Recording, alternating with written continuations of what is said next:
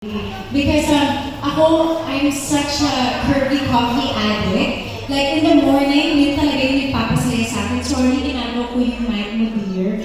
But yun talaga yung nagpapasaya sa akin. Kasi bilang nanay, konti lang yung nagpapasaya or yung nagbibigay ng lakas throughout the day. I think moms understand that, you know? Parang kapag nagda-diet ka, busy ka, like ako, I have a 5-year-old who's super malikot, and then I have my businesses, and I'm acting also. So, palagi akong pagod.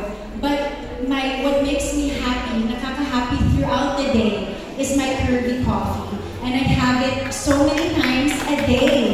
As in, it's not even a joke. Parang, it's a meal replacement for me kasi nakakabusog siya. But it also helps boost the metabolism. And if you know me, you know I'm very into fitness and health. And so the fact that the neem leaf extract actually helps detoxify the body, helps de-bloat. It's all the things we need to help curb our appetite. And no one is perfect, guys. Kailangan natin ng tulong, pampapayat, even if you're already payat, kailangan mag-maintain. And another thing that I love about Miss Jazz Bonifacio is I'm a girl's girl, and she's a girl's girl. She's a lady boss, badass CEO, and gusto niya makatulong sa mga kababaihan na gusto maging strong, confident, and their sexiest selves, diba? So can we